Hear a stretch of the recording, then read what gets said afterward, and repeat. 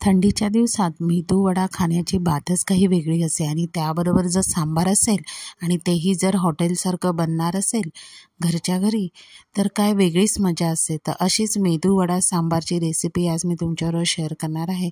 तर चला रेसिपीला सुरुवात करूया। आता इथे सांबार बनवण्यासाठी मी 1 कप तुरीची डाळ आणि 1 कप लाल मसूरची डाळ घेतली आहे आणि 3 ते 4 शिट्ट्यांमध्ये हळद, मीठ आणि थोडीशी कोथिंबीर घालून आपण शिजवून घ्यायची।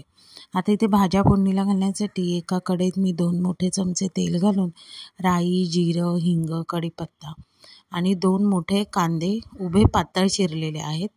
आता त्यातच मी शेवग्याच्या शेंगा, भोपळा आणि 2 मोठे टमाटे मोठ्या फोडी करून घेतलेले आहे। आता त्यातच मी वांगी आणि दुधी भोपळा घातला आहे आणि घरी तयार केलेला सांबार मसाला ह्याची लिंक मी डिस्क्रिप्शन बॉक्समध्ये दिलेली आहे। आता इथे मी 2 मोठे 2.5 चमचे एवढा सांबार मसाला, हळद घालून आपण ही भाजी चांगली तेलामध्ये परतून घ्यायची आहे। असं केल्याने सांबारला फार सुंदर टेस्ट येते। आता त्यात मी अर्धा वाटी एवढं गरम पाणी घालून मीडियम गॅसवर आपल्याला भाज्यांना चांगली वाफ आणायला द्यायची आहे। आता 5 ते 7 मिनिटानंतर आपण ह्या भाज्या काय करायच्या, आपण जी डाळ शिजलेली होती ना त्यामध्ये मिक्स करायच्या आहेत आणि त्याला चवीप्रमाणे मीठ घालायचं आहे। आता इथे मीठ आपण मगाशीच घालायला पाहिजे होतं पण मी विसरली, त्यामुळे मीठ मी आता घातलेलं आहे। फक्त एक लक्षात ठेवायचं, डाळ शिजताना आपण मीठ घातलेलं आहे त्याच्यामुळे आपल्याला बेताचंच इथे मीठ वापरायचं आहे। आता भाज्या शिजण्यासाठीच आपल्याला हे सांबार शिजवायचं आहे, म्हणजे एकच शिटी इथे आपल्याला करायची आहे। आता 1 शिट्टी झाल्यावर कुकर पूर्ण थंड झाल्यावरच उघडायचं आहे। आता 1 शिट्टीनंतर तुम्ही बघू शकता इथे भाज्या चांगल्या शिजलेल्या आहेत, काही विरघळलेल्या आहेत, काही अख्ख्या राहिलेल्या आहेत। तर असंच आपल्याला पाहिजे आहे। आता इथे मी चिंचेचा कोळ आणि गूळ, चिंचेचा कोळ आणि गूळ हे तुम्ही तुमच्या आवडीनुसार कमी जास्त करू शकता। आता इथे मला थोडंसं आंबट कमी वाटलं म्हणून मी पुन्हा थोडंसं चिंचेचा कोळ ॲड केलेला आहे आणि आता ह्याला जवळजवळ 5 ते 7 मिनटं चांगली उकळी आणायला द्यायची आहे। आता हे सांबार आपल्या साईडला उकळेपर्यंत आपण त्याची फोडणी करून घेऊया।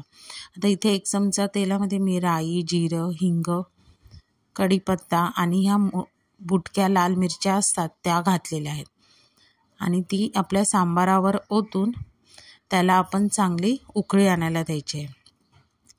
आता सांबार उकळेपर्यंत आपण इथे चटणीची तयारी करूया। तर इथे मी अर्धा नारळ वापरलेला आहे, कोथिंबीरीच्या काड्या, भाजकी चणा डाळ, मिरची घातलेली आहे, ते चांगलं मिक्सरला बारीक वाटून घ्यायचं आहे। आता चटणीच्या फोडणीसाठी एका पॅनमध्ये मी तेल, राई, हिंग, कढीपत्ता आणि मिरच्या घालून आपण त्यामध्ये चटणी घालायची आहे। आता चटणी घातल्यावर त्याला आपण शिजू द्यायचं नाही, लगेच गॅस बंद करायचा। ही मेदू वड्याची चटणी तयार झालेली आहे। आता आपला सांबार तयार झाला आहे, चटणी तयार झाली आहे, आता आपण मेदू वडे करायला घेऊया। आता इथे मेदू वड्यासाठी मी जवळजवळ अर्धा किलो एवढी उडदाची डाळ 5 ते 6 तास भिजत घातली आहे, बाकी त्यामध्ये मी काहीही घातलेलं नाही आहे।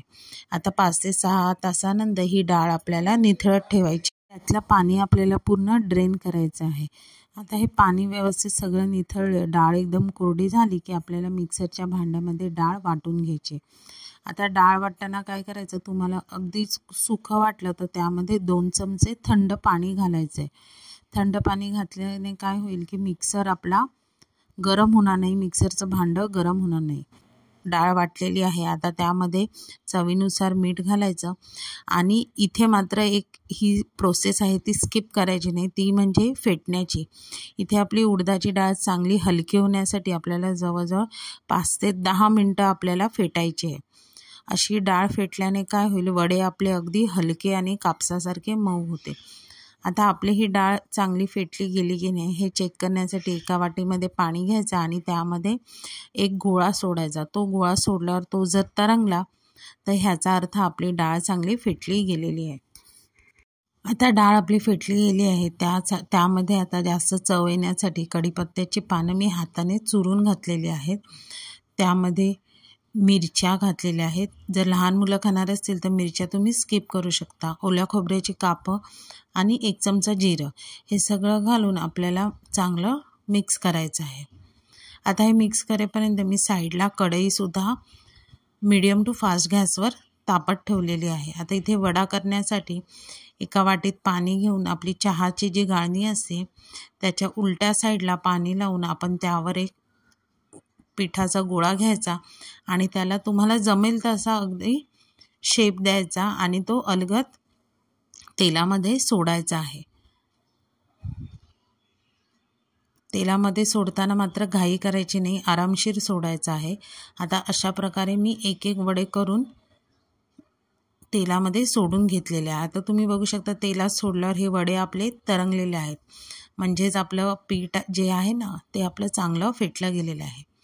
आता ते मी चांगला खरपूस रंग येईपर्यंत वडे तळून घेतलेले आहेत। आता आपले मेदू वडे तयार झालेले आहेत, सांबार तयार झालेला आहे, चटणी तयार झालेली आहे। तर आता आपण ती सर्व करूया।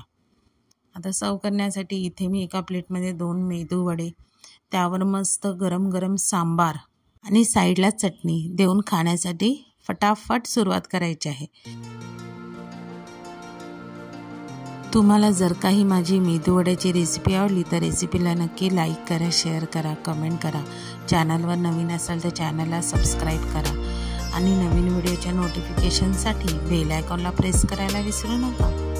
तोपर्यंत मस्त मस्त करा।